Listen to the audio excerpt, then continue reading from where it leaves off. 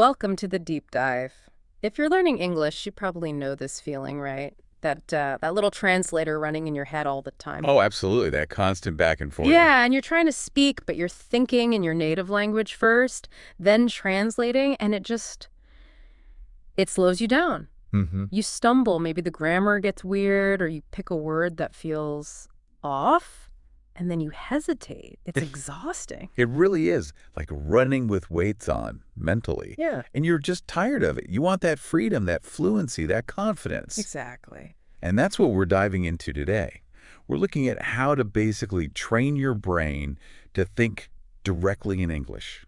Cut out the middleman. So our mission then is to give you some really practical steps Right. and maybe a simple routine you can actually stick to. Precisely. Something that can genuinely change how you use English, Mhm. making it feel way more natural, effortless even, from the thought itself straight to speaking it out loud.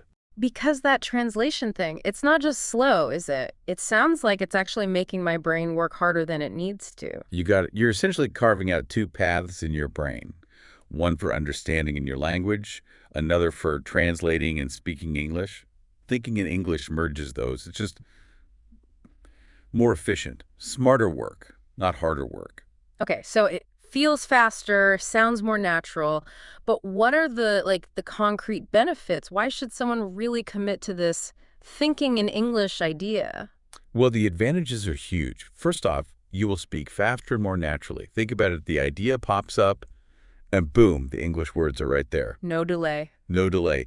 And you'll understand conversations quicker, too, because you're not doing that mental gymnastics of translating back to your own language, Right. which means you stop depending on translation altogether. And Mhm. that builds real confidence. You feel like you know the language. You're not just borrowing bits and pieces. Okay, that sounds amazing. But rewiring your brain?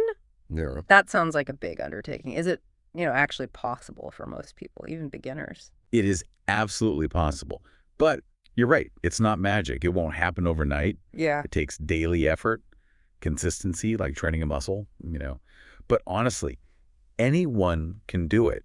And the cool part is when you start noticing those little shifts, it gets really motivating. All right, I'm sold on the brain training. Sign me up. How do we actually do it, though? You mentioned steps. Yep, we've boiled it down to 10 core steps to get you started, foundational stuff.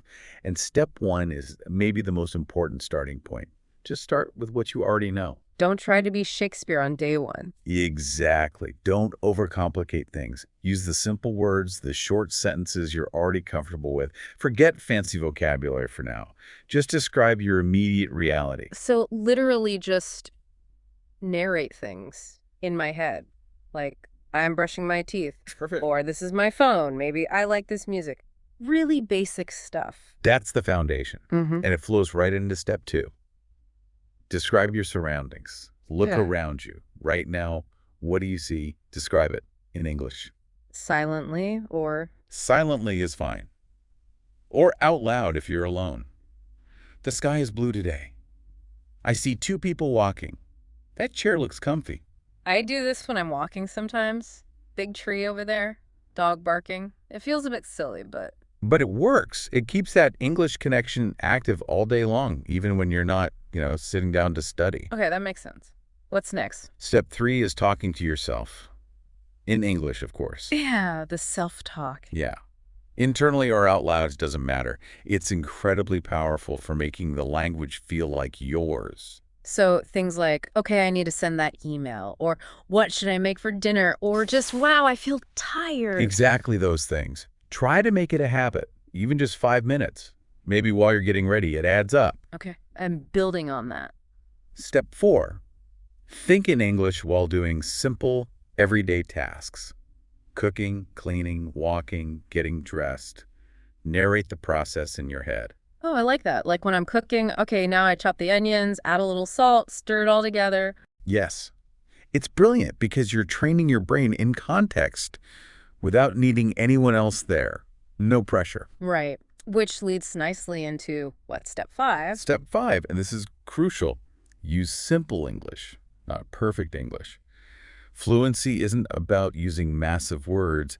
It's about communicating clearly, naturally, and, well, reasonably fast. Gotcha. So instead of freezing, because I can't think of the word culinary expertise, I just say. I'm not a great cook. Yeah. Or I don't cook well. Yeah. Simple, clear, done.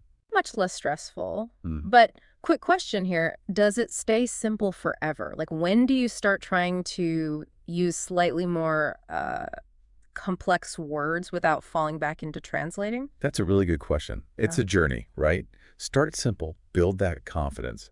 Then as you Yeah. read more, listen more, you'll naturally start noticing other ways people phrase things. Yep. You might hear a word or phrase and think, I could use that. But don't force it. Let it seep in. Try it out in your thinking first. See how it feels. The key is still linking it directly to the idea, not back to your native language. Okay, so absorb and integrate gradually. Don't force it. Makes sense. All right, step 6. Step 6 is about the topics. Practice thinking about everyday subjects in English. Like what? The stuff you talk about anyway. What you did today, what you're having for lunch, your plans for the weekend, how you're feeling. Just consciously process those everyday thoughts in English. Instead of defaulting back. Exactly. Break that habit. Then, step 7. Yeah. Actually schedule it. Think only in English for, say, 5 to 10 minutes every day. Set a timer? Yep, set a timer. No cheating, no translating, no switching languages allowed during that time. So I could plan my day. Okay, first I'll go to the shop, need milk, and some bread. Perfect. Or reflect. Hmm. I feel a bit stressed about that meeting, but I think I'm prepared. This dedicated time really builds that direct thinking muscle. And that connects to step 8, which sounds really important. Use mental images, not translations. Yes, this is core. When you think of the word apple, what should pop into your head? Oh, a picture of an apple? A red one, maybe? Exactly. Not the word for apple in your native language. You want to link the English word directly to the concept, the image, the feeling. Skipping the middleman again. You got it. It builds much stronger, faster connections in your brain. It's pure fluency building. Okay, image association. Got it. Step 9. Step 9, keep a thinking journal. Simple stuff. Every day, maybe in the evening, just write down 3, maybe 5 sentences about your day in English. So like, woke up late, had coffee, watched a movie. Precisely. Or didn't do much today, but it was relaxing. It combines the thinking practice with writing and lets you review. Plus, you see your progress over time. That's motivating. And the last one, step 10. Step 10. Yeah. Stay consistent. I know, everyone says it. But it's true, isn't it? It really is. Thinking in English is a skill. Like playing the piano or learning to swim, you won't be fluent overnight. Progress is gradual. But it is real. You just have to stick with it. And notice the small wins, right? Absolutely. Celebrate them. Did you understand that YouTube video without subtitles this time? Did you reply to an email in English without agonizing over every word? Did you just have a whole thought, beginning to end, in English? Yeah. Those aren't small things. Those are breakthroughs. Acknowledge them. Be proud. It keeps you going. Okay, so those are the 10 steps, a really solid foundation. Now, how do we actually weave this into a busy day? You mentioned a 15-minute method. That's right.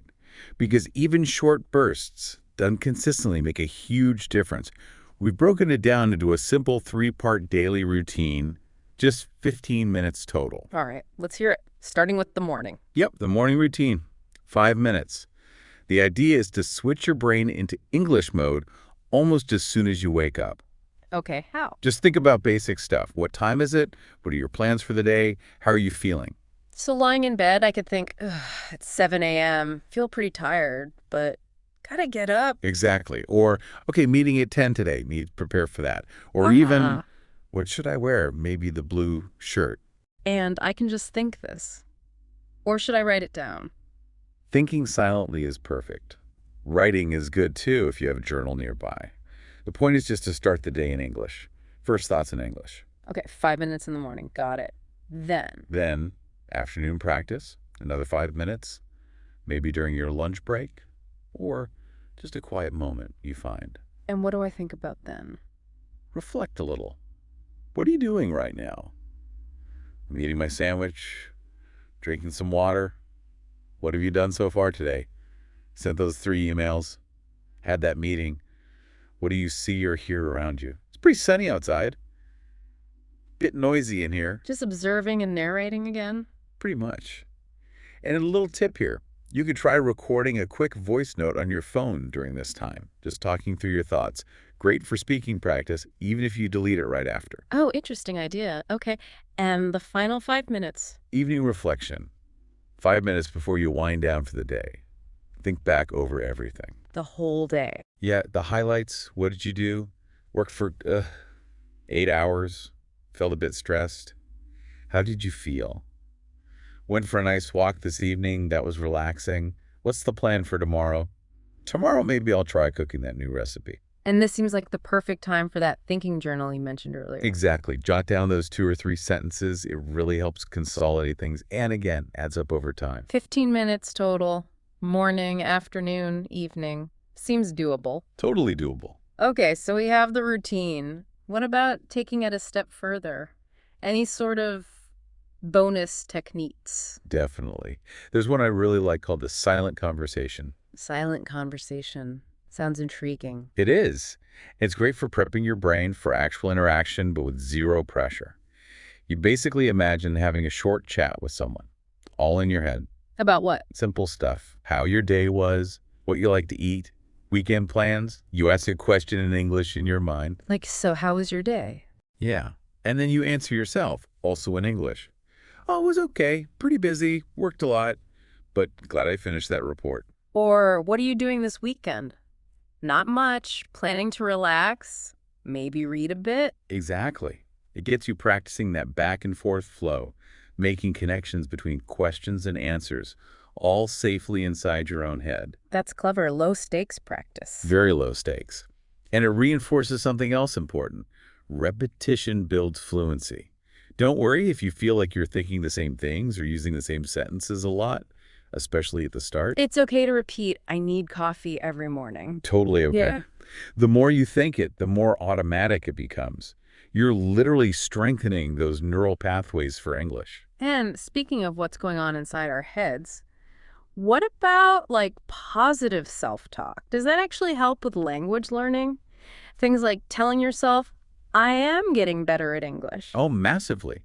Those daily affirmations, I am learning, I am improving, it's okay not to be perfect, I can speak English confidently. They genuinely start to shift your mindset. How does that work, though? Is it just wishful thinking? It's more than that. Your brain often doesn't clearly distinguish between something you vividly imagine or affirm and something that's actually happening. So by repeatedly telling yourself these positive things about your English ability, You're kind of rewiring. you're literally building new neural connections that associate English with positive feelings, with confidence, with success. It helps reduce the fear and anxiety that can often block people. It's like self-conditioning in a positive way. Wow. Okay, so internal work matters too. What about external helpers?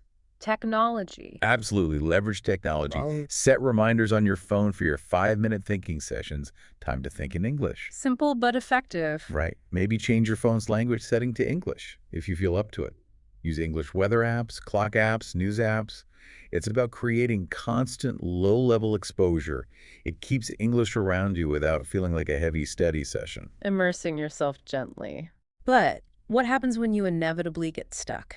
You're in your head trying to think in English and you just blank on a word. It happens all the time. Oh, it happens to everyone all the Yeah. time. The key is don't panic. Don't let it break your flow. Easier said than done sometimes. I remember trying to think about a water cooler once and my brain just offered nothing useful, just a big plastic jug image. Huh. Perfect example. So what do? First option, use a simpler word you do know. Instead of delicious, just think very good. Okay. Second option, describe the idea. Instead of umbrella, think a thing for rain or something to keep you dry. Right. Talk around it. Exactly. Yeah. If you're just thinking silently, you can even use that mental image like your water cooler jug or a quick mental gesture to represent the concept and keep going. The goal isn't finding the perfect word every single time. It's maintaining the flow of thinking in English. Communication over perfection. Communication over perfection. I like that. It takes the pressure off. It really should. And all this, it just boils down to the amazing power of small, consistent habits. That 15 minutes a day. Yeah, it sounds tiny, right? But do that every day for a month. That's 450 minutes. That's 7.5 hours of active English brain training. Wow, I didn't think of it like that. 7.5 hours you didn't need books or classes for. You're just using the language in your head.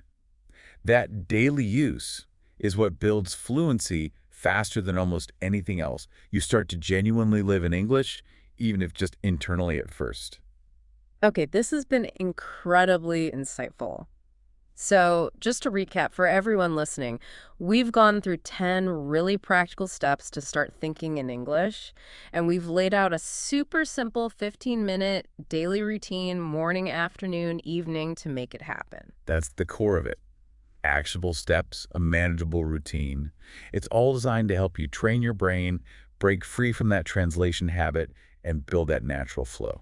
The message really seems to be just do it. Practice every day, think in English, immerse yourself, even if it's just in your thoughts. Exactly. One step, one thought at a time.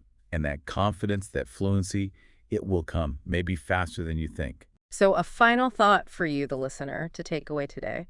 What's one tiny, immediate step you can take right now or later today to bring a little more English thinking into your routine? Maybe just describing where you are right now for 60 seconds Mm, in your head. could be that simple. And thinking bigger picture. As you start doing this, as you start seeing the world, even briefly through an English lens in your mind, what surprising new perspectives might that open up for you beyond just the language itself? Something to think about.